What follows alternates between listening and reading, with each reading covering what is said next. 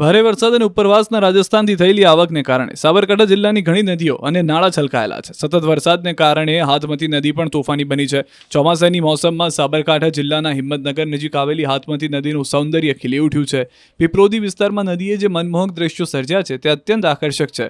ભારે વરસાદને કારણે નદી બે કાંઠે છલકાઈ રહી છે અને લીલી હરિયાળી વચ્ચેથી વહેતા પાણીએ પીપલોદી પાસેના કોતરમાં એક સુંદર વોટરફોલનું સ્વરૂપ ધારણ કર્યું છે. આ કુદરતી સૌંદર્યનો ડ્રોન વિડીયો સામે આવ્યો. ડ્રોન દ્વારા લેવાયેલા આકાશી દ્રશ્યોમાં પીપલોદના વોટરફોલની ભવ્યતા અને એની આસપાસની પ્રકૃતિની સુંદરતા સ્પષ્ટ રીતે જોઈ શકાય છે. આ વિડીયોમાં હાથમતી નદીની પ્રાકૃતિક સુંદરતા અને એની આસપાસના વિસ્તારની લીલીછમ હરિયાળીનો એક અનોખો અને વિહંગમ નજારો રજૂ થાય છે, જે દર્શકોને મંત્રમુગ્ધ કરી દે તેવો છે. આ દ્રશ્યોએ પ્રકૃતિ પ્રેમીઓ અને સાથે જ પ્રવાસીઓ માટે એક નવું આકર્ષણ ઊભું કર્યું છે.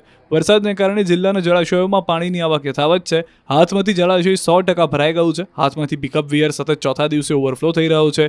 ગુહાઈ જળાશય 94.69% ભરાયું, જો કે હાલમાં એમાં પાણીની આવક બંધ છે. હરણાવ જળાશય 96.31% ભરાયું, જેમાં 235 ક્યુસેક પાણીની આવક અને જાવક નોંધાઈ. આ તરફ સાબરકાંઠાની મેશ્વો નદી બે કાંઠે વહેતી થઈ. ઉપરવાસમાં ભારે વરસાદને કારણે તલોદની આંત્રોલી નજીક પસાર થતી મેશ્વોમાં ધસમસતા પાણી આવ્યા. સતત 3 દિવસથી મેશ્વો નદીમાં પાણીનો પ્રવાહ વહેતો જોવા મળ્યો.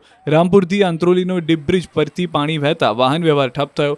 ગામની મોટાભાગની જમીન નદી સામે બાજુ આવેલી હોવાથી ખેડૂતો ખેતરે ન જઈ શકે એવી સ્થિતિ સર્જાઈ છે. કેટલાક વાહન ચાલકો અને સ્થાનિકોએ જીવના જોખમે નદી પાર કરતા પણ નજરે પડ્યા. સ્થાનિકો આ નદી પર નવો પુલ બનાવવાની માંગ કરી રહ્યા છે. QR કોડ સ્કેન કરો અને ડાઉનલોડ કરો ન્યૂઝ 18 એપ. મેળવો ગુજરાત અને દેશ દુનિયાની પળે પળની અપડેટ્સ.